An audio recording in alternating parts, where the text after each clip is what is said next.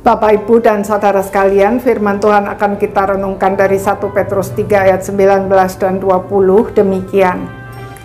Dan di dalam roh itu juga ia pergi memberitakan Injil kepada roh-roh yang di dalam penjara, yaitu kepada roh-roh mereka yang dahulu pada waktu Nuh tidak taat kepada Allah, ketika Allah tetap menanti dengan sabar waktu Nuh sedang mempersiapkan bahteranya, di mana hanya sedikit, yaitu 8 orang yang diselamatkan oleh air bah itu.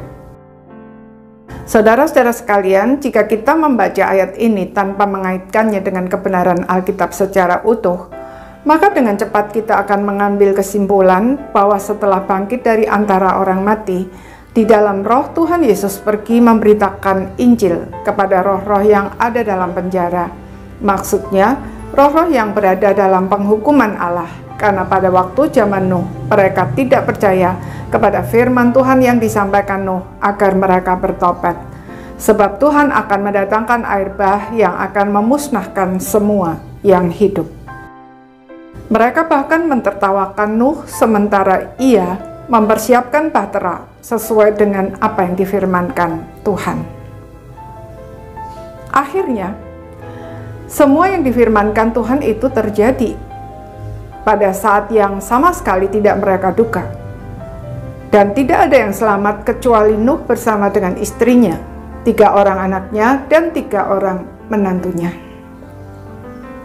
Saudara-saudara sekalian, jika Tuhan Yesus yang telah bangkit itu memberitakan Injil kepada mereka, berarti orang-orang yang telah meninggal sebagai orang yang tidak beriman masih memiliki kesempatan untuk diselamatkan.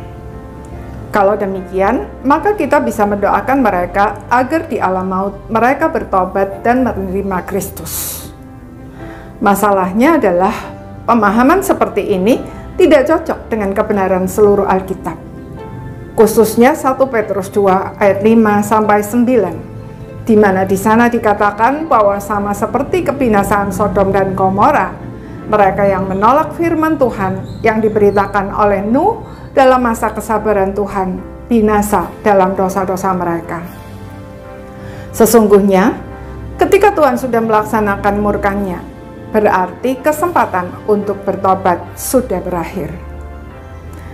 Kristus bukan pergi kepada mereka untuk memberitakan Injil agar mereka bertobat, tetapi memproklamasikan kemenangannya atas iblis, dosa, dan maut. Dengan demikian, ia justru meneguhkan penghukuman itu dan bukan membatalkannya.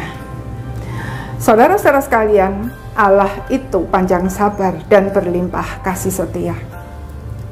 Kepada orang-orang pada zaman Nuh, ia menunggu mereka bertobat, tidak tanggung-tanggung selama 120 tahun. Tetapi ketika mereka terus mengeraskan hati, maka tiba saatnya murka Allah itu dicurahkan. Karena itu, jangan pernah mengeraskan hati. Marilah kita tanggapi setiap peringatan Tuhan sekecil apapun dengan kegentaran yang kudus dan segera bertobat. Maka darah Kristus yang telah dicurahkan di atas kayu salib akan menghapus segala dosa kita dan menyucikan kita dari segala kejahatan. Amin.